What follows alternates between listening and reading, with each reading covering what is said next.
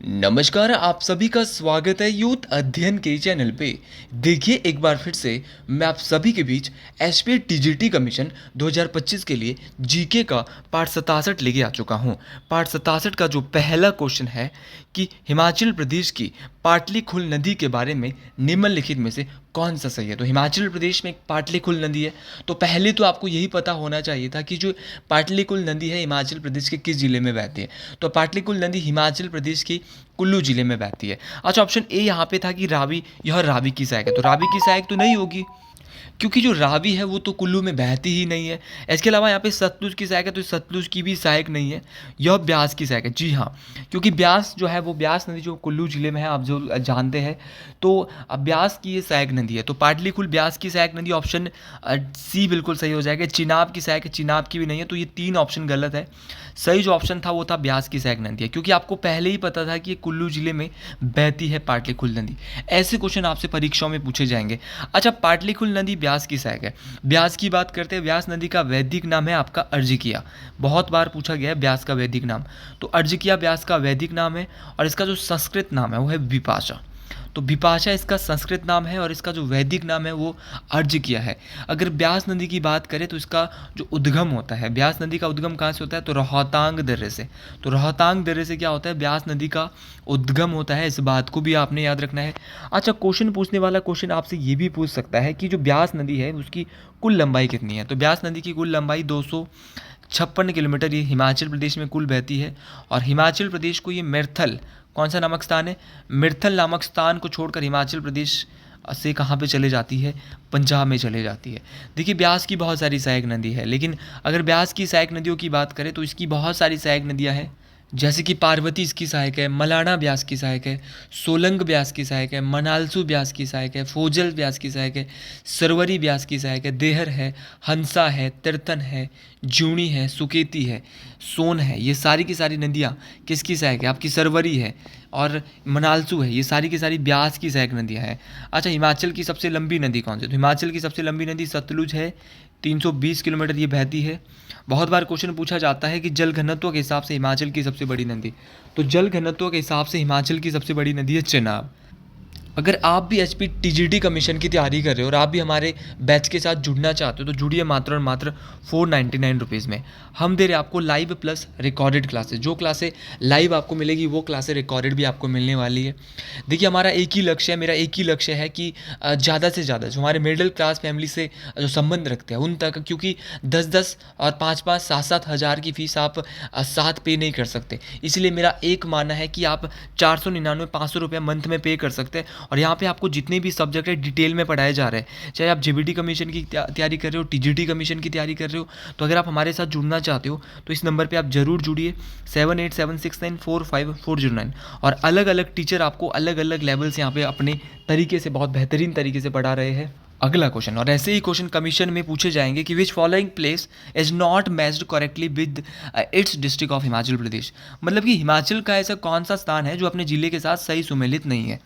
तो सबसे पहले हम देखेंगे, यहाँ पे डी से देखते हैं, निचार। जी हाँ, निचार डिस्ट्रिक्ट कहाँ पर है, ये निचार आपके किन्नौर में पड़ता है। ठीक है, निचार किन्नौर में है। आपका लाहौल स्पीति, सारचू, सारचू कहाँ पे है, आपका लाहौल स्पीति में, ये भी बिल्कुल सही है। आपका शिरालू, शिरालू शिलारू, शिलारू, शिलारू आपका कहाँ पे है, तो शिलारू आपका शिमला में है, ये भी ठीक है।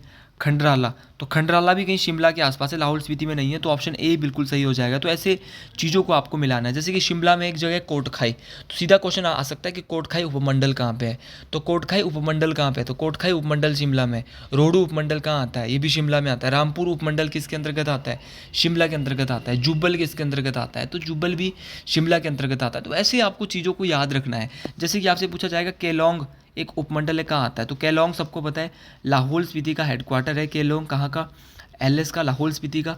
अच्छा, केलोंग के अलावा लाहौल स्पीति में और काजा हेडक्वार्टर है, काजा के अलावा आपका उदयपुर है। तो ये सारी चीज़ें आपको याद रखनी है। ये सारी की सारी चीज़ें परीक्षाओं में ऐसी चीज़ें भी पूछी जाती है। अगला क्वेश्चन यहाँ पे बोला जा रहा है कि भारत सरकार ने राष्ट्रीय आंकड़े दिवस कौन सा नामित किया है। The national statistics day is designated by the government of India. देखो, ये क्वेश्चन तो मैंने जो अपनी जो सीरीज है ना वहाँ भी बहुत करवाया है, टेट परीक्षा की सीरीज। तो टेट परीक्षा की सीरीज भी कोई मेरे कमीशन वाले बच्चे देखते होंगे, तो वहाँ भी आपने ये क्वेश्चन पढ़ा होगा कि राष्ट्रीय सांख्यिकी दिवस जो है वो मनाया जाता है आपका 29 जून को। अच्छा, 29 जून को राष्ट्रीय सांख्यिकी दिवस मनाया जाता है, लेकिन कल के लिए क्वेश्चन पूछा जाएगा कि विश्व सांख्यिकी दिवस कब होता है। तो विश्व सांख्यिकी दिवस जो होता है दोस्तों, ये भी बहुत इंपॉर्टेंट है, ये मनाया जाता है 20 अक्टूबर। तो 20 अक्टूबर को होता है विश्व सांख्यिकी दिवस और 29 जून को होता है आपका राष्ट्रीय सांख्यिकी दिवस। कुछ इंपॉर्टेंट डेज की बात कर लेते हैं। आज है 5 जून और आज मनाया जा रहा है विश्व पर्यावरण दिवस। और ये जो विश्व पर्यावरण दिवस जो है मोस्ट इम्पॉर्टेंट है, इसकी जो थीम रखी गई है एक बार आप भी कमेंट बॉक्स में बताएं। लेकिन जैसा कि बीस्ट पब्लिक पॉल्यूशन, विकिपीडिया के मुताबिक मैंने देखा तो 2025 की जो थीम है वर्ल्ड एनवायरनमेंट डे की, तो है आपकी कौन सी, जो कि 5 जून को मनाया जाता है, वो है आपका बीस्ट पब्लिक पॉल्यूशन, प्लास्टिक प्रदूषण को मात दे। ये चीज़ें हमने पढ़ ली है मोस्ट इम्पॉर्टेंट तरीके से। सर 12 अगस्त को क्या होता है? अब अगस्त 12 दिया है, तो अगस्त 12 को विश्व हाथी दिवस और अंतर्राष्ट्रीय युवा दिवस। तो विश्व हाथी दिवस और अंतर्राष्ट्रीय युवा दिवस जो है वो 12 अगस्त को मनाया जाता है। अच्छा, क्वेश्चन पूछा जाएगा आपसे, क्वेश्चन पूछने वाला क्वेश्चन और भी बहुत सारे क्वेश्चन पूछ सकता है, जैसे कि भारतीय वायुसेना दिवस। तो भारतीय वायुसेना दिवस आपका 8 अक्टूबर कब मनाया जाता है? 8 अक्टूबर को भारतीय वायुसेना दिवस मनाया जाता है। उसी प्रकार आपका विश्व डाक दिवस, तो विश्व डाक दिवस होता है 9 अक्टूबर को। देखो कितना आसान है, अगर तो विश्व डाक दिवस आएगा तो बोलना है आपने कितना, 9 अक्टूबर। लेकिन अगर आएगा राष्ट्रीय डाक दिवस तो है आपका 10 अक्टूबर। तो राष्ट्रीय होगा बाद में 10 अक्टूबर को, और आपका जो अगर बात करें आपका विश्व डाक दिवस की, तो वो होता है 9 अक्टूबर को। तो ये सारे क्वेश्चन बहुत इंपॉर्टेंट है, ये सारे क्वेश्चन परीक्षाओं में पूछे जाने वाले, तो इन क्वेश्चन को आप बिल्कुल डिटेल से याद रखें, यहाँ से आपके क्वेश्चन परीक्षा में बन सकते हैं। जैसे कि एक होता है आपका कौन सा डे, एक तो होता है आपका शिक्षक दिवस। अब शिक्षक दिवस आप जानते हैं कि ये मनाया जाता है 5 सितंबर को, लेकिन एक आपका कौन सा होता है, राष्ट्रीय शिक्षा दिवस होता है, खाली नेशनल एजुकेशन डे होता है, वो होता है आपका 11 नवंबर। लेकिन एक 5 अक्टूबर को भी मनाया जाता है। तो 5 अक्टूबर और 5 सितंबर दोनों में फ़र्क है। 5 सितंबर को तो मनाया जाता है आपका राष्ट्रीय शिक्षक दिवस, जो शिक्षक दिवस भारत में होता है, और एक होता है 5 सितंबर। 5 सितंबर को मनाया जाता है वर्ल्ड टीचर डे, विश्व शिक्षक दिवस। तो ऐसे चीज़ों को पकड़ना है। अब ऑप्शन में दिया था 15 अप्रैल। सर 15 अप्रैल को ऐसा क्या फेमस है जो मनाया जाता है, क्या कुछ है? तो अगर 15 अप्रैल की बात करें तो 15 अप्रैल को कुछ कोई बहुत ख़ास कुछ नहीं मनाया जाता है। और अगर बात करें 10 मार्च की, 10 मार्च को कुछ होता है, तो 10 मार्च को होता है विश्व किडनी दिवस। ये भी नोट कर लो, विश्व किडनी दिवस। तो जितनी एक्स्ट्रा बातें बोल रहा हूँ ना, ये सारी बातें आपको याद रखनी है। विश्व किडनी दिवस। अब एक बहन हमारी बोल रही है कि सर आप ये समझ नहीं आता है, ढंग से लिखो। मेरे पास ज़्यादा उपकरण नहीं है, पेन नहीं है, इसीलिए मैं नॉर्मल तरीके से इनको लिख लेता हूँ। तो विश्व किडनी दिवस 10 मार्च को मनाया जाता है। अगला क्वेश्चन यहाँ पे बोला जा रहा है कि सुलभ की स्थापना के लिए वर्ष 2024 में निम्नलिखित में से किसे पद्म विभूषण दिया गया? तो सुलभ एक क्या है? तो सुलभ एक गैर लाभकारी सामाजिक संगठन है, जिसकी स्थापना जो है, सुलभ की जो स्थापना होती है वो मोस्ट इम्पॉर्टेंट है। 1970 के आसपास सुलभ की स्थापना हुई थी। अच्छा, इसके जो संस्थापक थे वो कौन थे? पहले तो आपको यही पता होना चाहिए। तो इसके संस्थापक थे बिंदेश्वर पाठक, और इन्हीं को सुलभ की स्थापना के लिए 2024 में क्या मिला था? इनको मिला था क्या? आपका मोस्ट इम्पॉर्टेंट है, भारत का दूसरा सबसे बड़ा पुरस्कार पद्म विभूषण। अच्छा, इनको साल 2024 में पद्म विभूषण मिला था, और इन्होंने क्या किया था, सुलभ की स्थापना की थी। और ऐसे नाम आपको याद रखने पड़ेंगे, क्योंकि इनसे बारे में सुलभ वाला क्वेश्चन तो बहुत टफ था, यूपीएससी लेवल का क्वेश्चन था कि सुलभ एक ऐसा आंदोलन था जहाँ पर स्वच्छता के बारे में बात की गई, जो खुले में जो शौच करते थे उनको रोकना था, ये था सुलभ आंदोलन में। लेकिन सुलभ आंदोलन की बात करें, आप बोलेंगे सर इतने टफ चीज़ें पढ़ा रहे। जी हाँ, ऐसी चीज़ें परीक्षा में पूछी जाएगी। मैं बार बार आपको बोल रहा हूँ कि मेरी सीरीज़ की 200 वीडियो जो आने वाली है ये बहुत इंपॉर्टेंट है, ज़्यादा से ज़्यादा लोगों तक शेयर कर दीजिएगा, बहुत काम आने वाली है। तो सुलभ की स्थापना बिंदेश्वर पाठक ने 1970 के आसपास की। आप आने वाले परीक्षाओं के लिए जरूर याद रखें कि सुलभ के संस्थापक कौन थे। खुले में शौच को रोकना, ये इसका सामाजिक सुधार और मानव अधिकारों को बढ़ावा देना इसका उद्देश्य था। साल 2024 में पद्म विभूषण 5 लोगों को मिला। 5 लोग क्यों प्रसिद्ध थे ये तो पूछा जाएगा, लेकिन 2024 की बात होती है। 2024 के बाद 2025 की बात होती है। तो 2025 में कुल 7 लोगों को पद्म विभूषण दिया गया, जिसमें एक एक करके मैं नाम आपको बताऊंगा। दुव्वर नागेश्वर रेड्डी, क्या बोलेंगे? दुव्वर नागेश्वर रेड्डी को इस बार सबसे नंबर 1 नागेश्वर रेड्डी है। दूसरे नंबर पे है न्यायमूर्ति श्री जगदीश सिंह खेर। क्या नाम है? न्यायमूर्ति श्री जगदीश सिंह खेर। ध्यान से लिख ले, कोई दिक्कत नहीं है। तीसरा नाम है श्रीमती कुमुदिनी रजनीकांत लखिया। तो श्रीमती कुमुदिनी रजनीकांत लखिया कला से जुड़ी हुई है, गुजरात राज्य से आती कुमुदिनी रजनीकांत लखिया जी। चौथे नंबर पे जो मिला था वो मिला था लक्ष्मी नारायण सुब्रमण्यम, ये कर्नाटक से है, इनको भी कला के लिए मिला। एक एक नाम याद रखना है। 5वें नंबर पे आता है एम.टी. वासुदेवन नायर, इनको मरने के बाद मिला। क्या नाम है? एम.टी. वासुदेव नायर। तो 3 लोगों को, 7 में से 3 लोगों को क्या मिला? मरने के बाद मिला है। तो 5वां नाम है एम.टी. वासुदेवन नायर, इनको भी मरने के उपरांत मिला है। फिर है ओसामू सुजुकी, जापान से आते हैं ये, और इनको जो मारुति सुजुकी जो गाड़ी देखी होगी ना उसके हेड है ये ओसामू सुजुकी। और नंबर 7 में है शारदा सिन्हा, इनको भी मरणोपरांत मिला है, मोस्ट इंपॉर्टेंट है। अगला है यहाँ पर, अगर मैं बात करूँ भारतीय संविधान के निम्नलिखित उस आर्टिकल या उस धारा की पहचान कीजिए जिसमें छुआछूत की समाप्ति के बारे में कहा गया है। तो छुआछूत की समाप्ति के बारे में आर्टिकल नंबर 17 में कहा गया है। देखिए आर्टिकल नंबर 17 जो भारतीय संविधान का है वो छुआछूत की समाप्ति के बारे में बात करता है। अच्छा, इतनी बात तो आपको क्लियर है। तो एंड ऑफ अनटचेबिलिटी ये बोला जाता है आर्टिकल नंबर 17 में, लेकिन आर्टिकल नंबर 25, 10, 11 मतलब ये तो आपको ऊपर नीचे करने के लिए दिए गए थे। ये कोई महत्वपूर्ण अनुच्छेद नहीं है, ये कोई वो अनुच्छेद नहीं है जो परीक्षाओं में बार बार पूछे जाते हैं। तो सबसे इंपॉर्टेंट जो यहाँ पे है, जो आर्टिकल 17 आता है वो आता है आपका मौलिक अधिकारों में। और कौन सा मौलिक अधिकार? समानता का मौलिक अधिकार, राइट टू इक्वलिटी। अगर समानता के मौलिक अधिकारों की बात करें तो अनुच्छेद नंबर 14 से 18 इनकी ही आज बात कर लेते हैं। आर्टिकल नंबर 14 में जो आता है वो आता है कानून के समक्ष समानता, कि कानून के समक्ष सभी लोग समान हैं, ये बोला अनुच्छेद नंबर 14 ने। फिर भैया क्वेश्चन पूछेगा कि 15 में क्या दिया है, तो 15 में दिया है कि धर्म जाति के आधार पर किसी के साथ विभेद नहीं किया जाएगा, भेदभाव नहीं किया जाएगा, ये 15 में बोला। और 16 वाले ने क्या बोला? तो 16 वालों ने बोला नौकरी में समानता, कि नौकरी में क्या मिलेगी? सभी को समानता मिलेगी, ये अनुच्छेद नंबर 16 में बोला गया। और 17 में क्या बोला भैया? तो 17 आपको याद रखना है, इसमें आपको मैं बता चुका हूँ, एंड ऑफ अनटचेबिलिटी की बात की गई और उपाधियों के जो अंत की बात की गई थी वो अनुच्छेद नंबर 18 में की गई थी। इस बात को आपने याद रखना है। तो एंड ऑफ अनटचेबिलिटी, उपाधियों का जो अंत है वो अनुच्छेद नंबर 18 में इसकी बात की गई, इस बात को आपने याद रखना है। ये बातें वो बातें हैं जो परीक्षाओं में आपको काम आ सकती है, ये बातें वो बातें हैं जो परीक्षाओं में आपको नंबर दिला सकती है।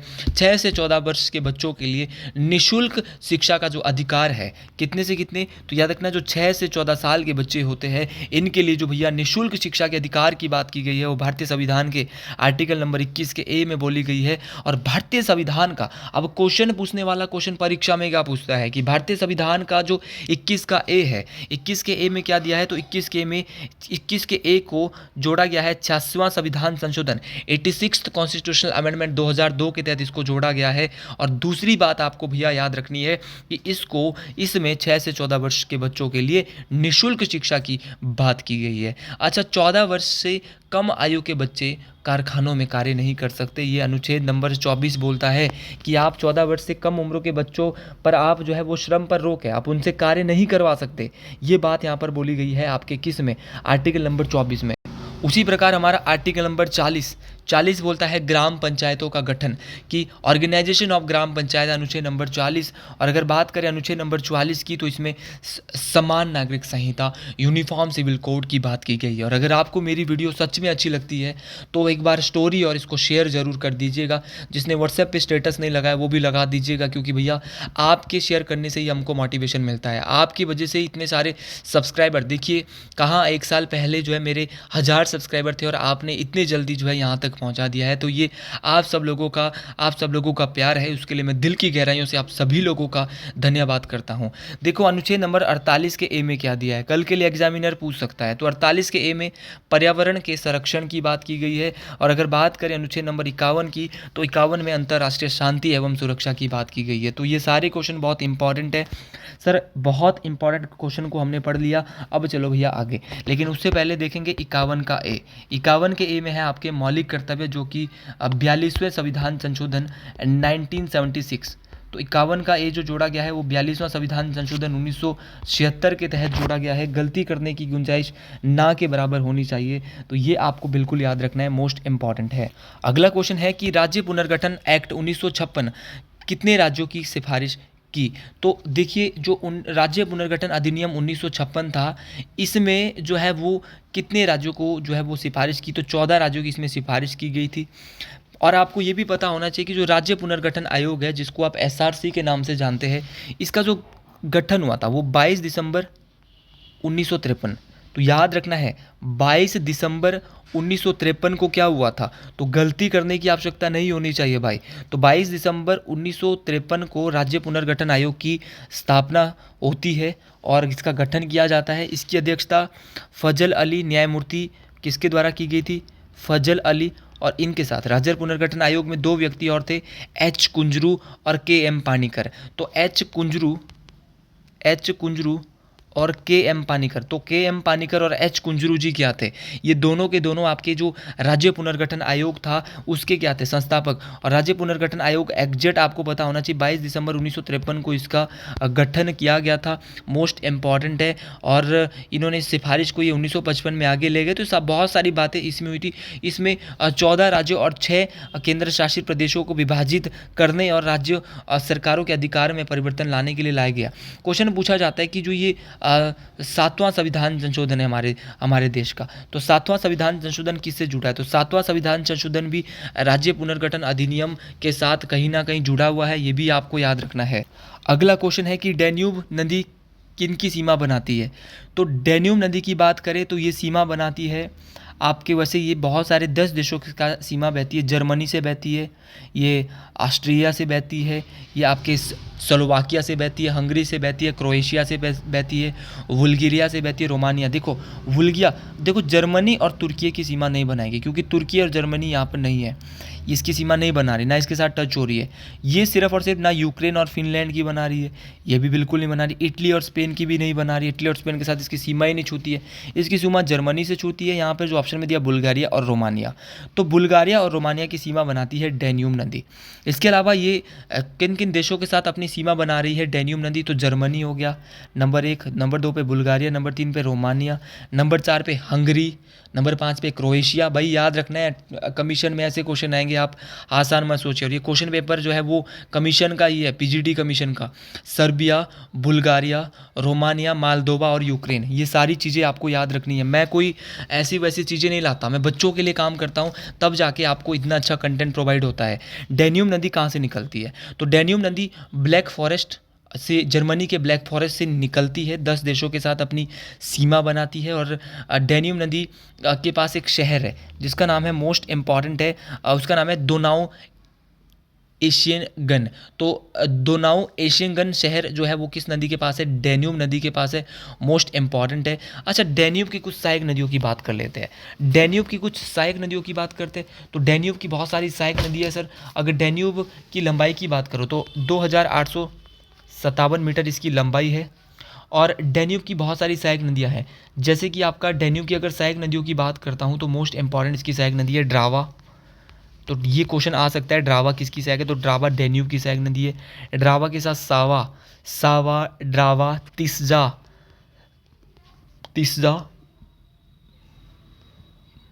मोरवा, वाहा और इस्कार। सर ऐसे नाम, साबा, पहले बोला आपने ड्रावा, फिर बोला सावा, फिर बोला सावा के बाद बोला तिस्जा के बोला मोरवा के बोला इसकार के बोला वहा। तो ये सारे वहा ये सारी की सारी सहायक नदियाँ किसकी, डैन्यूब नदी की, मोस्ट इंपॉर्टेंट है। और तिस्जा नदी जो है वो मोस्ट इंपॉर्टेंट रहने वाली है। अच्छा, अगर बात करें आपकी डैन्यूब नदी की, डैन्यूब नदी जो है वो बहुत यूरोप में बहती है और ये यूरोप की दूसरी सबसे लंबी नदी है। तो इस बात को आपने याद रखना है, यूरोप की दूसरी सबसे लंबी नदी कौन सी है, तो आपकी डैन्यूब नदी है। गलती करने की गुंजाइश ना के बराबर होनी चाहिए। ऊंचाई मैं बता चुका हूँ डैन्यूब की 2850 किलोमीटर है, मोस्ट इम्पॉर्टेंट रहने वाली है। तो ये सारी चीज़ें मोस्ट इम्पॉर्टेंट है। और ब्रेग, और देखिए एक नदी है ब्रेग और दूसरा नदी का नाम है ब्रिगेज और ब्रेग। तो ब्रेग और ब्रिगेज नदी किस नदी का निर्माण करती है, तो ये करती है, ये ब्रेग नदी और ब्रिगेज नदी किसकी जो है वो ये है, तो ये बनाती है आपकी आगे जाकर, ये ब्लैक फॉरेस्ट से दोनों निकलती है और बाद में मिलकर ये डैन्यूब नदी बनाती है। तो ब्रेग और ब्रिगेज दोनों कहाँ पे ये कौन सी नदी बनाती है, तो ब्रेग और ब्रिगेज जो है नदी के प्रकार है किसके, डैन्यूब नदी के। अगला question, in the time of USA, और एक यूरोप की बात करता हूँ तो यूरोप की जो सबसे लंबी नदी है ना वो भी याद रख लेना, वोल्गा यूरोप की सबसे लंबी नदी है, इसकी लंबाई है 36-90 मीटर। अच्छा, in the time of which USA president the Watergate scandal took place. अब ये था क्या वाटर गेट स्कैंडल, मतलब कि वाटर का गेट कांड था क्या? तो एक प्रसिद्ध राजनीतिक घोटाला था, और ये कब का घोटाला था? 1972 में ये यूएसए का घोटाला था, अमेरिका में ये घोटाला हुआ था। एक राजनीतिक घोटाला कहूँ तो उस टाइम जो है वो एक वाटर गेट होटल होता था, उसमें डेमोक्रेटिक नेशनल कमेटी के मुख्यालय में हुई एक सेंधमारी हुई थी, और जिस सेंधमारी में राष्ट्रपति जो निक्सन है, इसको वहाँ पे पकड़ा गया था, और पकड़ने मतलब कि इसके और इसके सहयोगियों को, मतलब यहाँ पे इसमें भूमिका बताई जा रही थी वाटर गेट स्कैंडल में। तो याद रखना, वाटर गेट स्कैंडल इन्हीं के समय हुआ था। Watergate scandal most important है। वाटर गेट स्कैंडल एक प्रसिद्ध राजनीतिक घोटाला था जो कि यूएसए में हुआ था, जहाँ पर 5 लोगों ने जो है मतलब कि सेंध लगाई थी 1972 में वाटर गेट होटल में।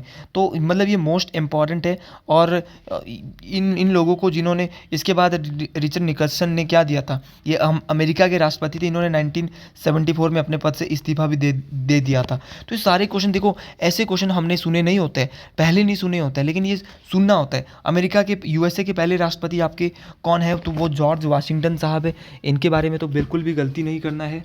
और वर्तमान में जो अमेरिका के 47वें नंबर के राष्ट्रपति है वो कौन है? तो वो है आपके, ये भी मोस्ट इंपॉर्टेंट है, ये आपके डोनाल्ड ट्रंप।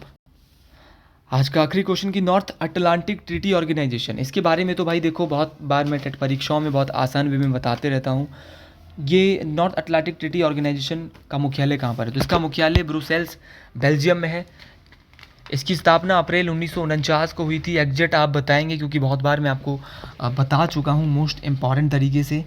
इसमें कुल 32 देश है, और इसके अध्यक्ष वर्तमान में मार्क रूटे है। कौन है? मार्क रूटे है। गलती करने की गुंजाइश नहीं होनी चाहिए। और इसमें जो है वो 32 देश, अच्छा 32वां देश जो इसका बना है वो भी मोस्ट इम्पॉर्टेंट है, वो आपका स्वीडन बना है। स्वीडन देश 32वां देश बना है आपका, किसका? नाटो का 32वां देश बना है। अच्छा, नाटो के 4 अप्रैल 1949 को जब ये बना था तो इसके एस्टेब्लिश्ड मेंबर बोले संस्थापक सदस्य कितने थे? तो इसके 12 संस्थापक सदस्य थे। इसके आगे 4 अंग है, जैसे कि परिषद, उप परिषद, प्रतिरक्षा समिति और सैनिक समिति। तो नाटो के 4 अंग है, परिषद, उप परिषद, प्रतिरक्षा समिति और सैनिक समिति। तो आज के लिए इतना ही। अगर आपको मेरी वीडियो पसंद आई है तो कमेंट बॉक्स में एक नाम एक नारा जरूर लिखिए, हर हर महादेव टू ऑल। जय हिंद, जय हिमाचल प्रदेश।